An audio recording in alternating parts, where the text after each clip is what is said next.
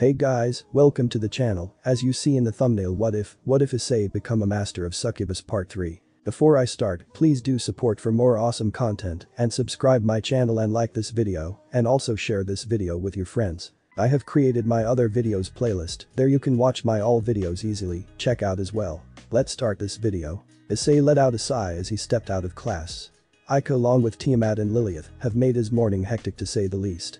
He managed to ignore the stares from everyone including the teacher. His adventures have become so talked about that even teachers were privy to the same morning romps. But he felt out of all the people who were staring daggers it was probably Murayama and Caddis, but Issei wondered why it was every time he looked at them they blushed and immediately turned away. He thought Lilith smoothed over everything with them. Issei? A voice drew from his thoughts. He glanced looking over to find it was Kiba calling him. Yeah, Kiba? He replied. Riaz wants to see you, Kiba informed him politely. Alright, lead the way, Issei replied and gesturing towards the stairs. Kiba promptly leads Issei to the occult research club. He entered to find Riaz behind her desk with Akeno standing behind her as her loyal queen. Kiba let Issei in before nodding a goodbye to Riaz and Akeno and going off to do some more errands. Hey Riaz, Akeno, how are you two doing? Issei asked as he took a seat on a couch and leaned back, by which he accidentally revealed the hickey on his neck. Not bad, Ice, but you seem to have an even better morning than us. Akeno giggled mischievously while looking at his hickey, while Issei quickly leaned up and closed his collar to hide it. Of course you would see it, Akeno, Issei muttered. Well, it's not like you're trying to hide it either, Issei Riaz interjected with a know-it-all smirk. Well, I had to get to school in under 10 minutes, and I don't exactly want to earn the ire of Sona, Issei explained. So what can I do for you, Akeno, Riaz? He asked, glancing to them as he said their names. Well, we would like to talk about your female friend we met on the beach yesterday. Riaz spoke in a serious and underlying tone of what Issei assumed to be jealousy. He smirked before replying confidently. Are you jealous of Riaz? After all, you will get your date with me after I defeat Razor, but we can have it earlier if you would like. And no, I'm not. She quickly replied while she blushed and her eyes widened, which made Akeno giggle. However, Riaz quickly regained her seriousness and turned to Issei, her blue-green eyes poised for answer. Issei, it's important you tell me why you were with a fallen angel. Issei saw the seriousness in her eyes and sighed. I was planning on recruiting her to my harem to be an ally, he stated bluntly, his eyes locking with hers. Her eyes widened slightly before she leaned onto her desk, her elbows propped up and her hands rested under her chin. Recruiting her? She questioned while cocking an eyebrow. Riaz, level with me, I am just human. I am weak compared to Razor and I don't like it, but I need allies before I can take him on. If I can get Raynor and maybe some of her friends to join me, it would be easier to defeat Razor. Riaz couldn't fault his logic. Humans were indeed weak compared to devils, angels and fallen angels. You're on a first name basis, Ice. Akeno pointed out with a risque smile, looking for a reaction. Jealous, Akeno? He teased her, but before Akeno could reply, Riaz interjected. So, have you recruited her? Issei nervously scratched his neck before answering. I kind of messed up the first date, but I am hoping she will forgive me. Riaz face palmed while Akeno just giggled a bit. Issei. I am giving you one more chance. If you don't recruit them I will deal with them personally. I understand, Riaz. Do you have any ideas on their whereabouts? She questioned. Lilith has tracked them down to the abandoned southern church. Okay, I am putting my trust in you, Issei. Keep me updated, Riaz said with a smile, to which Issei replied with a smile of his own before getting up and leaving. I think you are actually jealous, Riaz, Akeno commented mischievously. Could you brew me another cup of tea, Akeno? Riaz replied, placing emphasis on her name as a hint not to pursue that topic further. Issei walked out of the occult research club and began walking home, but he decided to take a detour near the park. As he was walking, taking in the scene of the beautiful greenery, he felt someone bump into him, forcing him a one step back, but when he glanced down, he saw he had knocked over a petite girl with blonde hair and green eyes dressed in a nun outfit. She was carrying a suitcase which had also been knocked over and was rubbing her head, no doubt from the fact she had bumped into Issei. Sorry, he quickly spoke as he held out a hand for the girl. She glanced up at him before staring at his hands for a few seconds before she nervously took it. He promptly brought her to her feet. Thank you, mister, I am sorry for bumping into you. She apologized vehemently while Issei cracked a small smile at her innocence and apologetic reaction. It's fine, it was partly my fault, Miss Issei Argento. My fault, Issei Argento. You are not from around here, are you? Issei guessed rather obviously. She nodded before speaking. Yes, I have been transferred from Italy to oversee the church. Could you by any chance point me in the direction of the church? Issei's eyes widened. There is only one church in town, and it's the abandoned one where the fallen angels are. This girl is innocent, they must be taking advantage of her. Even if they aren't I can't take the risk, and maybe I could force Yuma out. Issei sighed before silently cursing himself. He had to do it, but he felt bad lying tiptoeing around the truth, but he was doing it for her own good. He mentally apologized for what he was about to do to the innocent nun he just met. Sorry Asya, but the church has been abandoned for a long time and the minister and his wife moved away. So I am sorry you have come all this way for no reason, he blatantly lied, her eyes widened in a mixture of horror and confusion. But I was told they would need my aid, I don't believe it, she tried to persevere. I can understand, after all you did come a long way for practically no reason, but why don't I buy you some lunch, and you can think it over and ask me some questions if you would like. Issei offered with a comforting smile, she looked at him indecisively before nodding. Okay, but where would you like to eat? How about some burgers? He asked, earning a confused expression from her. Burgers? What are those? Issei gave her a half-sad smile. I guess I will leave it as a surprise, he replied, keeping his smile before bending over and picking up her suitcase to hold, and then began leading her to a nearby fast food burger restaurant. He brought her to a nearby burger place. As they headed for the door, they found a man exiting who saw them both and held the door open. The two walked through, both giving him a thank you. The man smiled and replied, "No problem sweethearts," in a British accent which surprised the two, but they shook it off and walked in. They found a table and sat with Issei, buying her a burger and some fries. She looked surprised and almost marveled with awe at the food. She attempted to pick up a knife and fork to eat, but Issei quickly intervened. Asya, you are not supposed to eat with a fork and knife, you have to eat with your hands like this, he explained, and showed her how to do it, but holding the burger in his hand and then taking a bite of it. She nodded before nervously following his actions after chewing for a few moments. Issei could see her face morph from one of interest to absolute enjoyment. She then took another bite and then another until soon she finished her burger. Good? Issei asked with a smile on his face. Her expressions were adorable and she nodded profusely while saying yes. They then continued eating and having idle chat. As the chat progressed, Issei realized how much Asya hadn't experienced from being cooped up in a church for the entirety of her life, and he made it his goal to make her have an enjoyable experience. Issei believed he had fulfilled his promise. He had taken Asya to an arcade and won her a teddy bear that she was eyeing and showed her around the cool walk where there are many stores with clothes as well as items, and he even took her to a toy store where she marveled at the toys, and Issei bought her a toy dragon as well. Issei found it amusing she liked dragons. As Issei and Asya walked to a nearby park, Issei was having a mental conversation with Drake. Partner, there is something I have realized about this girl, Drake spoke. What might that be? Drake Issei replied with curiosity at what the dragon had discovered about Asya. She has a strong affinity with dragons, that why you have found it easy to get along with her and her to get along with you. Affinity, so dragons are drawn to her. Yes, it also means you will have an overwhelming desire to protect her should she be in danger. Issei almost laughed aloud at Drake's comment. I already feel a desire to protect her, she is too innocent and naive, it's almost insane. Drake chuckled at his partner's comment as it was completely true. Issei? Asya spoke his name, taking him from his thoughts. Yes, Asya. He replied as they got near a bench where she took a seat next to him. She began blushing, but Issei couldn't see her full expression as most of her face was hidden by the teddy bear she clutched tightly to her chest. Thank you, Issei. For everything, today I had so much and did things I could only dream about. I was only able to do this because of you.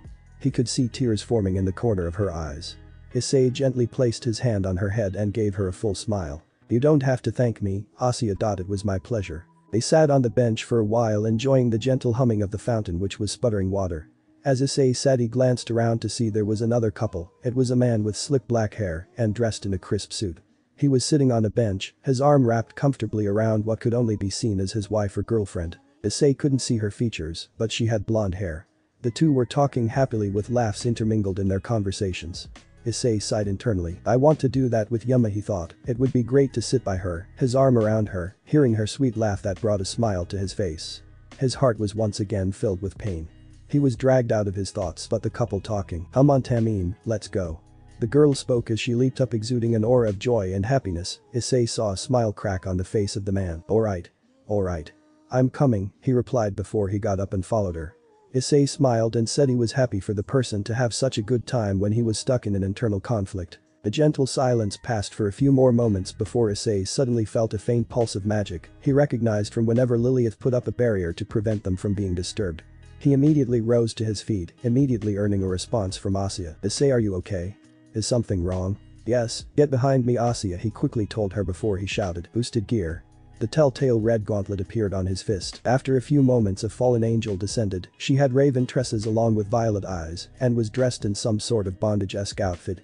Issei's eyes widened the moment he saw her, and he couldn't stop the words that escaped his mouth. Yuma. He could see the fallen angel flinch and her eyes become downcast. He could see doubt flicker within her eyes. He knew she wanted to run and she was considering it. No, he wouldn't let her. This was the prime opportunity. He dashed forward and grabbed her arm, which made her flinch, but he locked eyes with her. Yuma, I'm sorry. Her eyes widened and her feet touched the ground. Look, what I did was wrong, I am sorry, I was only caring about my feelings and not yours. Please, can we talk about this? An awkward pause passed as Asuya watched the interaction pass, while Issei and Yuma's eyes remained locked. Issei's arm firmly locked around her, waiting for her response with bated breath. In the blink of an eye, a loud resounding smack was heard, followed by a red handprint on Issei's left cheek. He turned his head back to lock eyes with her, and he could see tears forming in the corner of her eyes. He frowned, and he reached out his hand, shaking nervously. He placed it on her right cheek. He could feel her flinching under his hand. He slowly moved his thumb across her cheek, removing the tear. Crying doesn't suit you, he whispered, a half smile on his lips. Rainer could see him begging to forgive her, and it was tearing her heart apart. She cried harder before leaning in, resting her head on Issei's chest, while her hands gripped his shirt roughly. Issei smiled and patted his hand on her hair. I forgive you. She whispered. Issei almost began crying, but he restricted it to grinning like an idiot. Their peace seemingly shattered when Yuma glanced up to see Asuya. Oh no, Yuma, what's wrong? Issei quickly asked with concern. You and Asuya have to get out of here. She replied with panic. It's too late, a voice reverberating with disgust spoke. All three of them turned to see Dehanisk, Kalwerner and Millet, along with several rogue exorcists who surrounded the entirety of the fountain edges. Kalwerner's eyes widened visibly. She should have trusted her gut. Rainer had fallen in love with her target. She could see why. He was easy on the eyes, but her womanly intuition said it was more to do with his personality. So it's because of you? The nun didn't show up.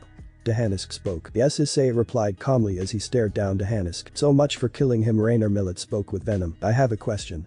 If you don't mind. Issei spoke as he took a couple steps towards the fallen angels. The three fallen angels glanced between each other before they shrugged. Why not? Kalwerner spoke. Why do you need Asuya? Issei spoke, leveling a glance against Dehanisk. She didn't tell you that she was exiled. We are merely giving her a home. Dehanisk lied unconvincingly. Bullshit. Issei immediately retorted. Rainer over there wanted to take her sacred gear for her own to get on Azazel's good side, Dehanisk explained. Issei looked over his shoulder at Yuma, whose real name was Rainer. She had a look of shame on her face, meaning what Dehanisk had said was true. But Issei didn't care what Rainer was going to do, she didn't do it. Good thing you didn't go through with it, then Issei said calmly, shocking Rainer and everyone. Azazel would have been pissed if you had taken his sacred gear. Cause if you had taken it, he wouldn't be happy, as studying sacred gear users means studying humans and not fallen angels.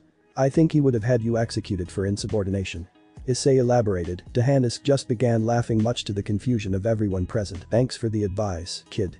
I'll be sure to take it into consideration after I kill you, he replied before summoning a light spear, and he flung it at Issei, who grinned before throwing his fist into the air. Balance breaker. Welsh dragon balance breaker. The telltale red armor appeared over Issei's body, and the Dehanisk light spear plinked off. Her target was the red dragon emperor. Millet spoke in shock. Rainer had just fallen back onto her ass, her jaw practically hitting the floor. Dehanisk grit his teeth. What are you doing? Attack him. Even if he is the red dragon emperor, he is still human. The rogue exorcists glanced at each other before summoning their courage and charging, wielding light swords. Unfortunately for them, they got a few steps before a blur appeared, slicing their necks open, and the first row of exorcists fell to the floor bleeding and dead. The exorcists stopped and looked around, as did the fallen angels. You should have thought twice before attacking my lover, fallen angels. A voice cut through the air with poisonous venom. Show yourself. Dehanisk roared in anger. He was being fed up with people interfering. TSK, fallen angels and stray exorcists. It is very stupid of you to attack my master. Lilith's voice spoke cruelly and somewhat seductively. You know what's worse? Pissing off a dragon's mate. Another voice boomed before everyone was greeted by the sight of Tiamat in her dragon form. She moved her head side to side right in front of the exorcists, unleashing a wave of blue fire at the same time, creating a wall of fire that burned intimidatingly in front of the rogue exorcists. Half the exorcists fell on their asses, quivering in fear, while Issei saw at least two of them piss themselves. Dehanisk was sweating so hard he may as well have caused a flood. Millet looked like a deer caught in the headlights and froze stiff, while Kalwerner had sweat beating down her forehead, but had an analytical expression. She came to a curt and astute analysis. They were fucked, like seriously fucked. Issei clears his throat, bringing everyone's attention to him. I will give you one chance. I want Dehanisk and your stray exorcists to fuck off and never come back to Kuo. You two, whether you want to stay with Rainer is up to you and her cause. As far as I am concerned, you two were unwitting victims. Issei decreed. A short pause passed before Dehanisk let out a harrowing scream before charging Issei light spear out. However, as soon as he closed the distance, Issei simply headbutted him, knocking the daylights out of him and leaving a scar on his face which bled profusely, a stream of blood cutting a swathe down his face. Eyes rolled into the back of his head before his body went limp, and gravity did the rest. He fell flat on his ass. Issei turned to the exorcists. Taking the trash with you, they nodded furiously as they took Tehanisk and ran out of the park, as if hell on earth was right behind them. Issei turned back to Rainer, who still looked dumbfounded. He deactivated his armor and laughed. His soft laughing brought Rainer back to her senses. He then leaned down and grabbed both her hands and pulled her up. Talk to your friends, see if they want to stay, they can stay with us. I need to talk to Asya, Tiamat and Lilith. Issei turned around and walked over to a similarly shocked Asya, who as soon as Issei closed the distance, immediately enveloped him in a hug. There were tears in the corners of her eyes. Issei placed his hand comfortingly on her head. Asya, it's alright. Are you okay? Is there anything you need me to heal? Are you sure you are okay? She quickly rambled out. Look Asya, I'm fine. Are you okay with everything that was discussed? He asked her nervously. He didn't want to freak her out. She became silent, and Issei decided he should not pursue it any further and merely patted her on the head comfortingly. Issei then heard a pair of footsteps behind him. He let go of Asya to turn around to see Lilith and Tiamat. He smiled gently at them before talking. Thanks for the save, girls. Aw, thanks Master, Lilith commented happily, while a grin tugged across her lips. Anytime, Master, Tiamat added. Although I could have handled it by myself, Issei pointed out. You probably could have ice, but you are still human, therefore very weak by other supernatural being standards. It only takes one lucky hit, one lucky blow for everything to go south, Issei. Lilith quickly elaborated. Issei sighed. He knew they cared, but he just didn't want to feel like a baby. He smiled comfortingly before scratching the back of his neck. Just don't do everything for me, otherwise I wouldn't be the man of the relationship, he teased. Lilith closed the distance with a seductive grin on her lips. She then wrapped her arms around Issei's neck before locking her lips with him. After a few moments he broke the kiss. You will always be the man in the bedroom. A sound of a throat clearing drew their attention. The two looked over to see Rainer beside her comrades. Issei, this is Kalawiner, she said, introducing the. And this is Millet. She then introduced the Gothic Lolita maid. We decided to take you up on your offer, considering Azazel would be pissed with what we did, she began explaining. Also, we are sorry Asya, we know what we did was wrong. We took advantage of you when we shouldn't have. We are sorry and we don't expect you to forgive us immediately, but we are sorry. Well, glad to have you all aboard. Now let's take you all to your new home, Issei said with a smile. As Issei opened the front door, he found his hand quickly taken by Rainer, who took the lead and raced up the stairs with Issei in tow. Millet, Kalawiner, Lilith and Tiamat grinned knowingly as they definitely knew what Rainer and Issei were about to get down to. Well ladies, let's not disturb their special moment. Why did Rainer take Issei? Asya spoke innocently, her eyes blinking cutely as she asked Kalawiner, Lilith, Tiamat and Middled, who just couldn't help but smile at her innocence. Tiamat just patted the little girl on the head. She just wants to continue their previous conversation. Okay, Asya nodded in understanding while the girls decided to go into the kitchen for some socializing with Asya tagging along. Issei paused. I found myself taken by Rainer, who took me up the stairs. She then entered my bedroom with me in tow before closing the door and locking it. My room was dimly lit by one lamp by my desk drawer, but we could easily see each other and I couldn't help but appreciate Rainer's figure. I found myself hesitant to believe she really wanted to do it. Did she really forgive me, or was I just misreading the situation? Rainer, wait, what's going on? I tried to ask and stall to get to know more about the situation, but she quickly closed the distance between us. I couldn't help but find my eyes drawn to her own. I could see a glint of desire in them, while the sounds of the room became deaf, as all I could hear was the sound of our heartbeats and our nervous breathing. However, the trepidation ended in the blink of an eye as she grabbed the collar of my shirt and brought me into a prompt kiss. As we kissed, it was as if all the trepidation disappeared and the resistance between us bled away. I placed my hands on her waist as we continued kissing. Her tongue ran over my teeth before I opened my mouth and allowed her tongue to gain access. We then entwined in a passionate dance. Her hand left my shirt collar and instead she wrapped her arms around my neck, bringing us closer.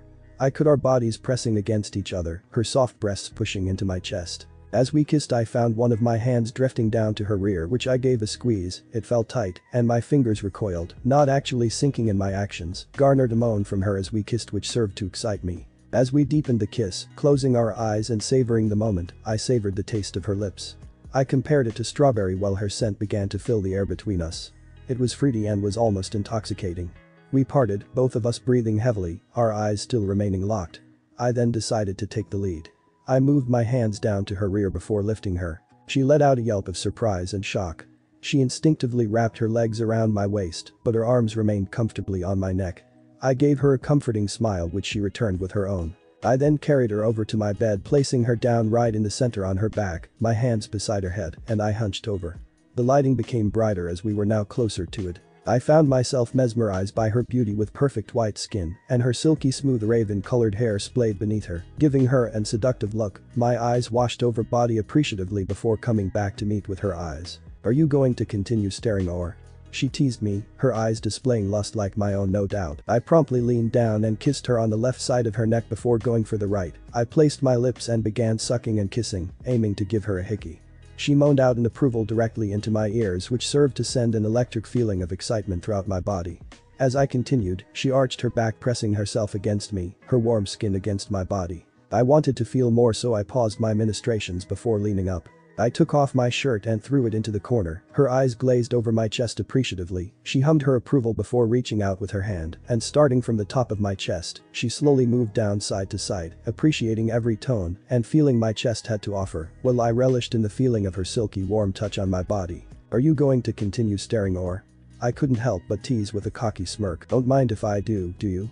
She teased back absent-mindedly, her hand still tracing over my chest. "No, you can all day every day," I replied back, my smirk widening a little. She then leaned up into a half-seating position and placed a light kiss on my abs. Before her hands moved down to my pants, she unbuttoned my pants before teasingly dragging it down.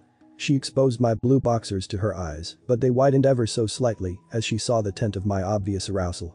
"Looks like somebody has been expecting me." She spoke seductively with a minx grin on her lips, her fingers then traced over my length, sending the first sensations of pleasure through my body after every slight trace. I then shuffled back off the bed, taking off my pants as she watched appreciatively before I removed my boxers, my arousal being released and exposed to the cool air. She hummed in approval at the sight while I had a confident smirk on my face.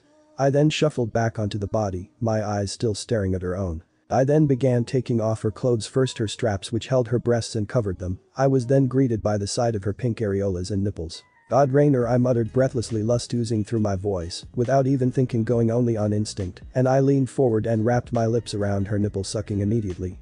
She moaned out immediately and threw her head back in pleasure, her hair following, while one of her hands came into my hair. She gripped my hair roughly as I began teasing her breasts and moaned out in need. "Yes, Issei," I continued my ministries while I put my other hand to work. I began groping her unattended breast, squeezing the soft flesh between my fingers and moving in a clockwise fashion. Her moans became more frequent and my ministries rougher and more pleasurable. "Yes," escaped her lips, more and more encouraging me and further exhilarating me. I then stopped. I pushed her gently onto her back before I removed her undergarments, exposing her womanhood. I couldn't help but stare in desire. I was breathing heavily with desire. I then leaned over her, hands by her head as I hunched over, our eyes meeting again. No words were exchanged, she just nodded. Using one of my hands, I lined up, my arousal then pressed against her vulva. Her whole body tensed and her mouth opened, a long breath escaping after she took in another. I pushed gently, entering her. I was immediately struck with a tight sensation, warm and wet sensation. I couldn't help but grit my teeth before the onslaught of pleasure. The room was filled with the sound of a prolonged moan she had uttered. It was one of pleasure and fulfillment. After a few more seconds, I got accustomed to the sensation before I began building up a slow rhythm. With each movement, a moan escaped her lips. Each moan stirred up something primal. The rhythm slowly began increasing in pace. The sound of our love echoed in the room. As I continued, I found her gripping onto me for dear life as the pleasure I was giving her assaulted her senses. I could feel her nails digging into my back as I continued my actions. "Oh God, Issei, I am going to lose my mind," she moaned as I continued, her legs wrapping around my waist, allowing me to go deeper, increasing our pleasure. She arched her back at the new intensity as I went deeper. "You're amazing, Rainer," I moaned in throes of pleasure as I continued. A thin sheet of sweat began forming on our bodies as the pleasure took its toll. In the middle of our passion, she brought me down into a hungry kiss, her tongue dueling mine wildly with passion and pleasure. I could feel a haze of pleasure beginning to build up, my mind becoming hazy, while my body became hotter and my face flushed. I began moaning into our kiss, as did she, no longer able to keep back my voice of pleasure. We broke our kiss, but never the rhythm of our hips. "Issei, I am going to," she warned me as I continued. "This feels so fucking," she moaned as her eyes began rolling into the back of her head from the pleasure we were experiencing. In a moment she stopped, her whole body tensing while her eyes rolled back into her head while her arms gripped my neck for dear life. She pulled me close till I was in the crook of her neck. She practically shouted erotically into my ear, and I could feel her tighten up, and I too was at my limit, and the new tightening followed by the erotic scene of her writhing in pleasure beneath me. I couldn't hold it. "I'm as well," I told her before thrusting rapidly, all sense of rhythm gone. She was practically shrieking beneath him, the pleasure assaulting her already overwhelmed senses before with one final push going as deep as I could, the tension and body bleed away as the throes of pleasure took me. I collapsed onto her as I rode out the wave of pleasure, her moans of ecstasy reverberating in my ear. Amazing Rainer, I moaned during the wave of pleasure. Within moments it ended, and then began the afterglow of pleasure. We were both covered in a thin sheet of sweat, and the smell of hex was imbued into the air, but we're happy, and all the tension and previous anger evaporated into thin air as we bathed in each other's presence. We were still joined at the hip and we had finally returned to our senses. We then rested on our sides, her rear pressed into my groin, while her back was pressed against my chest. I wrapped my arms protectively and lovingly around her midsection, wanting to relish in the feeling of her skin and warmth. My head was buried into the crux of her neck. We were sweaty and filthy, but it didn't matter and we didn't care. She turned her head to her side, intending to say something. I leaned closer. I love you, she told me, and my heart beat erratically before we kissed one last time, holding it for the longest time compared to every other kiss, savoring as if it was our last before resting comfortably in each other's embrace as the comfort of sleep took us both. Issei let out a relaxed sigh as his eyes slid open. He felt the all too familiar feeling of sweat and fluids all over skin, making him sticky, while the musk of hex lingered in the room. He noticed a blatant absence of warmth. He glanced to his left, seeing that Rainer was nowhere to be found. He leaned up into a half-sitting position, glanced around the room, but to no avail. He stretched his arms over his head, feeling the satisfying crack of his back and shoulders. He got up and promptly headed to the shower, which now became a habitual thing for him. He entered the shower before turning on the hot water. The hot water cascaded over his body, and he could feel it relaxing his muscles. He placed his hands in front of himself against the shower wall and tilted his head downwards, allowing the water to flow through his hair and down his back. He let out a sigh of relief at the pleasurable feeling. Issei zoned out and he relished in the feeling. He suddenly felt a familiar pair of hands wrap around his chest from behind him as he felt the familiar feeling of a pair of breasts pushing up against him. He then felt a pair of hands come over his eyes, covering them. An enchanting voice hummed. Lilith, Issei guessed without skipping a beat. I see you haven't forgotten about me considering you had your mind on someone else the past few days, Lilith hummed teasingly. Issei grasped her hand with his own before kissing it affectionately. You are my number one and you know it. Issei whispered huskily before turning around to face Lilith. She was in her birthday suit as well, with her hair wet, clumping it together, making it look silky and darker while highlighting her pink highlights. The water dripped off her body tantalizingly and augmented her already heavenly. Hey, Issei, let's take a bath. Lilith asked, to which Issei nodded before he turned off. Lilith then grabbed Issei's hand before dragging him to the bath, which was promptly turned on, filling the bathtub with hot water. Issei got in, leaning back against a plastic tub before Lilith joined in, sitting in between his legs. She leaned her head back, resting on his shoulder before pressing her body as closely as she could. Issei responded by wrapping his arms around her midsection from behind, bringing her closer. Issei gently kissed her on her forehead as he relished the feeling of his succubus between his arms. The two sat in a comfortable silence, just simply enjoying each other's company. Issei then began pondering his future with Lilith. If he was to be married to the queen of the succubus, what would that entail? Would he lead her people? Would he be expected to engage in supernatural politics? Although considering he has the boosted gear, he will already have to. He decided instead of pondering about it, he should ask about it. Hey Lilith, what is expected of me as king or royal consort of the succubus? Lilith hummed in thought while her amber eyes locked with Issei. Well, pretty much just make sure you get me pregnant and from time to time consult with a noble succubus, also known as arch succubus. By consult, probably fuck. After all, the royal consort of the succubus is second to none in terms of bed skills, she explained with a wink, to which Issei grinned. I can't tell if I should be glad I'm so good in bed or that I am so good I am to be milked like a cow, Issei muttered. Aw, don't be so down, Issei, after all isn't that a man's dream to be lusted after? Lilith teased with a coy smile before placing her hand on Issei's cheek. Isn't that basically where I am right now?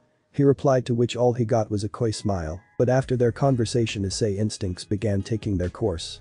Lilith's coy smile got wider. Is that a dagger or are you just happy to see me? You just killed my mood. Issei deadpanned at her cliché line, to which Lilith merely turned around and placed her hands on Issei's cheeks before dragging him into a hot but needy kiss. Issei's hands wrapped around Lilith's waist, bringing her closer as they ferociously kissed.